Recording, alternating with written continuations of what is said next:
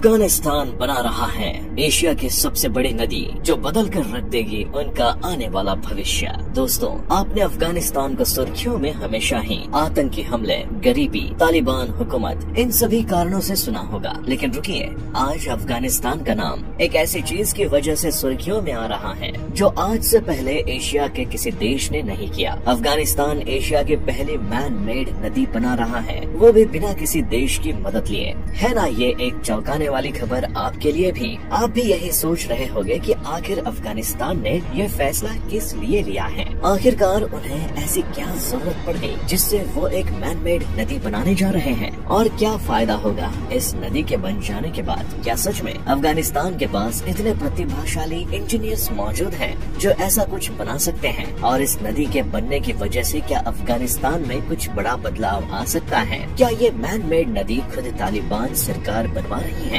ऐसे कई सवाल आपके मन में भी जरूर उठ रहे होंगे। तो आइए एक एक करके इन सभी सवालों के जवाब ढूंढते हैं। सबसे पहले आपको ये जान लेना चाहिए कि हमारी पृथ्वी पर सबसे ज्यादा हिस्से में पानी मौजूद है। इसके बावजूद भी हमें पानी की कई प्रॉब्लम्स का सामना करना पड़ता है। इसका कारण है कि पीने लायक फ्रेश वाटर की मात्रा केवल 3% तक ही होती है और बाकी पानी में नमक मिला होता है जो पीने लायक नहीं होता। अगर हमें इस पानी का उपयोग करना है तो सबसे पहले उसे शुद्ध करना होगा, फिर ही हम उसका उपयोग कर सकते हैं। अब बात करते हैं अफगानिस्तान की। तो अफगानिस्तान के आसपास काफी देश मौजूद हैं जिनसे उससे काफी अच्छे व्यापारिक संबंध बने हुए हैं। अफगानिस्तान के पड़ोसी देशों में है पाकिस्तान, जिससे उसकी एक लंबी सीमा है, और इन दोनों देशों के बीच में दुरंड लाइन के नाम से एक सीमा रेखा है। दूसरे पड़ोसी देश है ईरान। इसके अलावा अफगानिस्तान के उत्तर पश्चिम में स्थित ताजिकिस्तान भी एक पड़ोसी देश है। उसके बाद अफगानिस्तान के उत्तर में उज्बेकिस्तान स्थित है और दोनों देशों के बीच में सीमा है। अफगानिस्तान के उत्तर पश्चिम में चीन स्थित है। अफगानिस्तान के उत्तर में रूस है। अफगानिस्तान के उत्तर पश्चिम में किर्गिस्तान देश भी है। इन देशों के अलावा भी अफगानिस्तान के आसपास और भी कुछ छोटे पड़ोसी देश हैं जिनके साथ अफगानिस्तान अपने व्यापारिक संबंध कायम रखता है। इन सभी देशों के बीच अफगानिस्तान स्थित है, जिसके कारण इसके पास कोई बड़ा समुद्र उनके साथ जॉइंट नहीं है।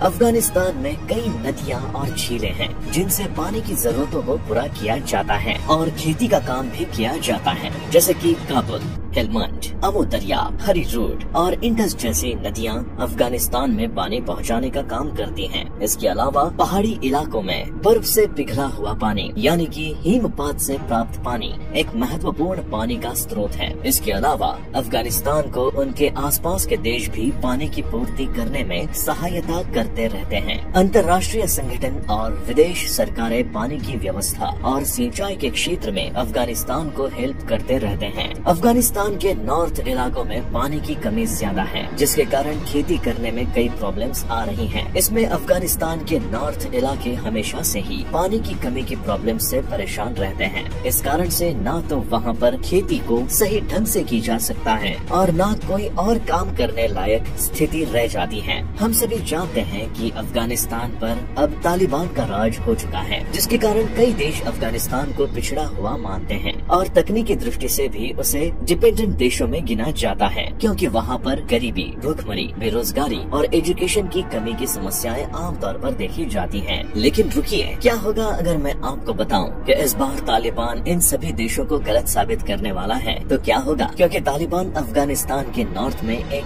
मैन मेड नदी बना रहा है, जिसके लिए उसने किसी भी देश से कोई धन की मदद नहीं ली है और न ही कोई टेक्निकल हेलो या एडवाइस को लिया है। ये खबर सुनकर आप भी चौंक जाएंगे, लेकिन ये सच है। अफगानिस्तान के नॉर्थ इलाकों में तालिबान सरकार क्वश-टेपा कनाल नामक मैन मेड नदी बना रही है और इसके लिए वो अपने ही देश के संसाधनों का उपयोग कर रही है, और वो भी किसी विदेशी देश से किसी भी प्रकार की हेल्प लिए बिना। कई देशों को पहले अफगानिस्तान पर शक था कि शायद ये उनका ओरिजिनल आइडिया नहीं हो और वो बाहर से इंजीनियरों को बुलाकर इस प्रोजेक्ट को करवाएंगे, पर ऐसा कुछ भी नहीं हुआ। अफगानिस्तान ने सब कुछ अपने ही देश के स्थानीय लोगों से करवाया है, और वो भी किसी अन्य देश के इंजीनियर्स और मजदूरों की कोई भी मदद लिए बिना। इस बार अफगानिस्तान ने ठान ली है कि वो अपनी छवि को बदल कर ही रहेगा। अफगानिस्तान जो मैन मेड नदी बनाने जा रहा है वो एशिया की सबसे बड़ी मैन मेड नदी होगी, जिसकी लंबाई 285 किलोमीटर, चौड़ाई 115 मीटर और गहराई 8.5 मीटर होगी। और एक और दिलचस्प बात बात यह है कि इस नदी का 100 किलोमीटर का हिस्सा लगभग पूरा हो चुका है और जल्द ही बाकी का काम भी पूरा हो जाएगा। अगर हम बात करें कि इस नदी से किन किन लोगों को फायदा होने वाला है, तो अफगानिस्तान के नॉर्थ इलाकों में पानी की किल्लत हमेशा रहती है। इस कुश टेपा कैनाल के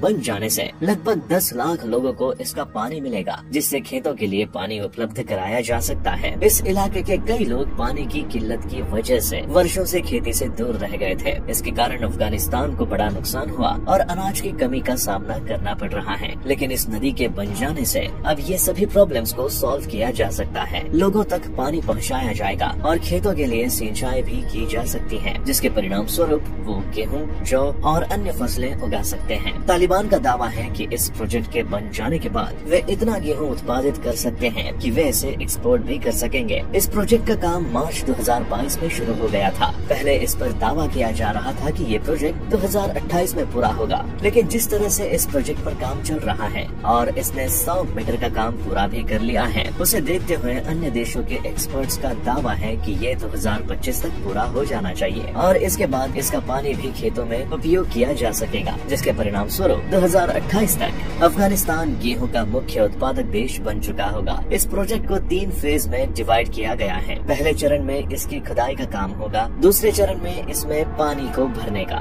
और आसपास के किनारों को बनाने का काम होगा और तीसरे चरण में इसके पानी को सिंचाई के काम में उपयोग में लाया जाएगा। ये प्रोजेक्ट पूरी तरह से गवर्नमेंट फंड पर आधारित है। पहले इसमें करीबन 500 मिलियन रुपए का खर्च होगा, लेकिन जब इस पर काम शुरू हुआ है तो अब अंदाजा लगाया जा रहा है कि इस प्रोजेक्ट में करीब 100 मिलियन तक की रकम और बढ़ सकती है। वैसे अगर खर्चे की बात हो रही है तो आपको बता दूं कि अफगानिस्तान ने इस प्रोजेक्ट में जितना हो सके कॉस्ट को कम करने की कोशिश की है। जैसे कि पहले फेज में जो खुदाई होती है और उसमें से जो मिट्टी निकाली जाती है, उन्हें नदी के किनारे पर ही रखा गया है, जिससे उन्हें अलग से कोई और सीमा